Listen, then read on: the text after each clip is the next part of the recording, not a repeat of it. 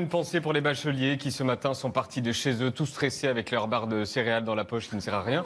Si vous avez passé le bac philo, les corrigés sont ici.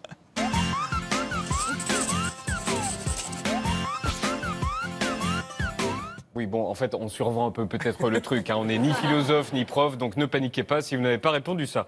Le sujet de philo pour la série S était « Peut-on se libérer de sa culture ?» Mais genre la culture au sens large, le background, quoi. Les retournements de veste.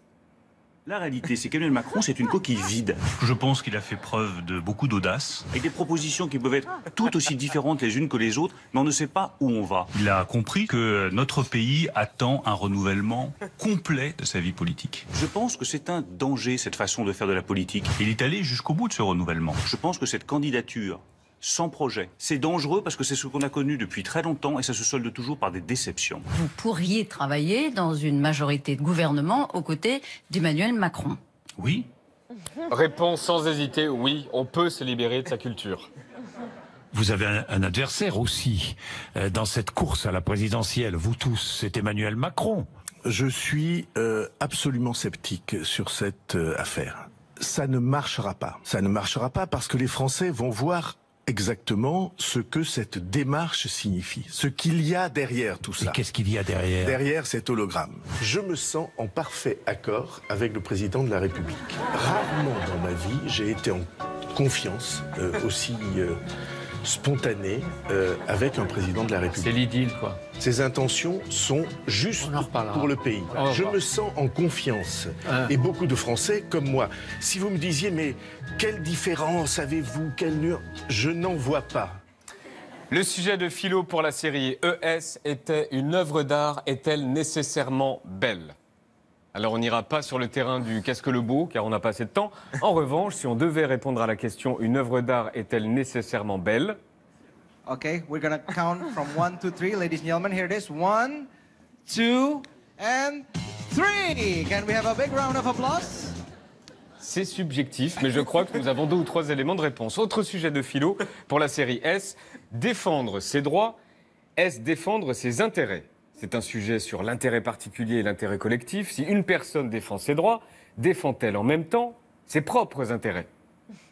Oui, je serai candidat à la présidence de la République et nous tirerons de ces épreuves, avec tout ce qu'elles comportent de juste et d'injuste, le surcroît de force qu'il nous faut pour l'emporter et pour redresser notre pays. Ce qui nous amène au sujet de philo pour la série L, qui était « Tout ce que j'ai le droit de faire est-il juste ?» Tout ce que j'ai le droit de faire est-il juste ? Un peu facile celui-là. Oui, mesdames et messieurs, tout cela était légal. Je reviens sur le sujet de philo pour la série ES, qui était « Une œuvre d'art est-elle nécessairement belle ?»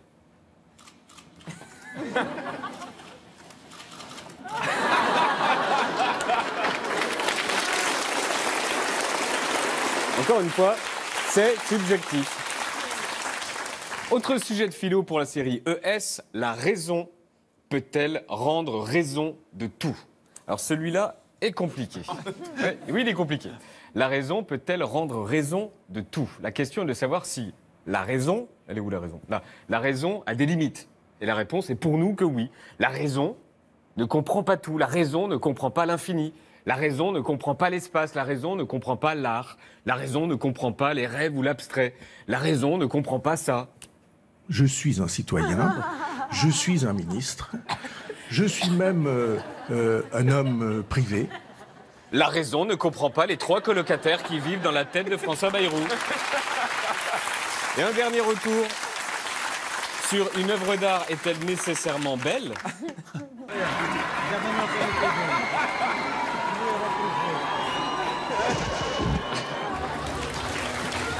Alors pour info, le village gagnant, c'est lui. Voilà, je ne le prononcerai pas. C'est en Alsace. Kaysersberg. Ah, ben voilà, Kaysersberg. Kaysersberg. Kaysersberg. Mais sachez que nous, on a voté pour un autre village. Un petit village bordé par les champs de colza, nous voici à Bèze. Voilà. C'est lui notre village préféré. Brigitte, qui connaît par cœur les histoires de Bèze, est la mieux placée pour nous en parler.